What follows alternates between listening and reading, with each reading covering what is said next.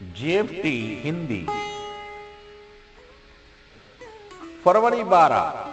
इस क्षण में जीना। हम अपने अतीत के बारे में पछताए, भविष्य के बारे में घबराए और वर्तमान के बारे में विशेष उत्साहित नहीं थे।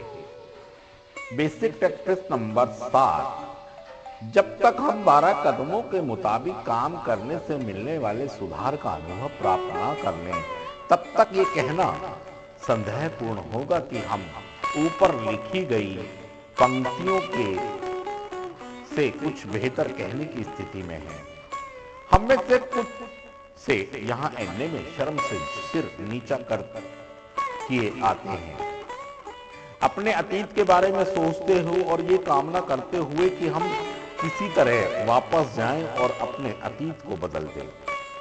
भविष्य को लेकर इस हद तक हमारी हवाई कल्पनाएं और उम्मीदें इतनी अद्भुत होती हैं कि किसी दोस्त से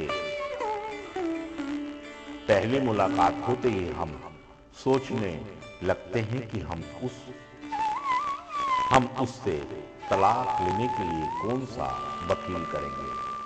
लगभग हर अनुभव हमें या तो अपने अतीत का कुछ ना कुछ याद दिलाता रहता है अथवा भविष्य के लिए कुछ ना कुछ कर गुजरने के लिए तैयार करता रहता है।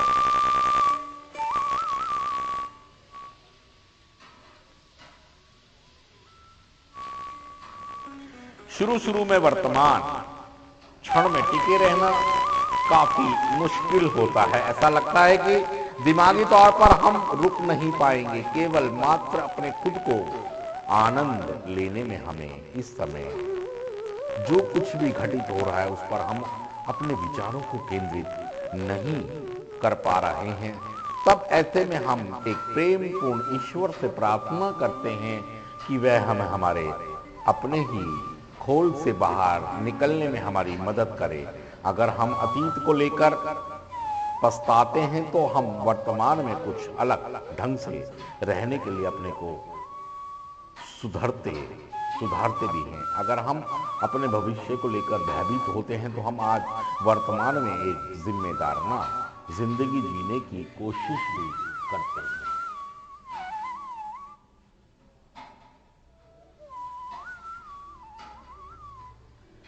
जब हम सुधार कार्यक्रम में कदमों पर चलते हैं और हर बार प्रार्थना करते हैं तो हम पाते हैं कि हम केवल वर्तमान में ही नहीं रहे हैं। तब हम महसूस करते हैं कि ऐसी घटनाएं तब इतनी जल्दी अपने को नहीं दोहरा रही हैं जितना वह पहले होती थी। हमारा विश्वास हमें केवल वर्तमान में जीने के लिए हर संभव सहायता देगा। हम घंटों यहां तक कि कई दिनों भी अपने क्षण में जिएंगे। जब हमारा पूरे का पूरा ध्यान समय के वर्तमान पल में पूरी तरह टिक जाएगा, तब ना तो हमें हमारे पछतावे भरा अतीत और ना ही डरावना भविष्य सताएगा। सिर्फ आज के दिन जब मैं अपने हर क्षण को भरपूर जीता हूं, तब मैं अपने को पूरी तरह उस आनंद प्राप्ति के लिए खोल देता हूं जो अन्यथा मेरी मुट्ठी से फिसल सकता था। अगर मुझे कोई परेशानी होगी तो मैं एक प्रेम पूर्ण ईश्वर से मदद की पुकार करूंगा।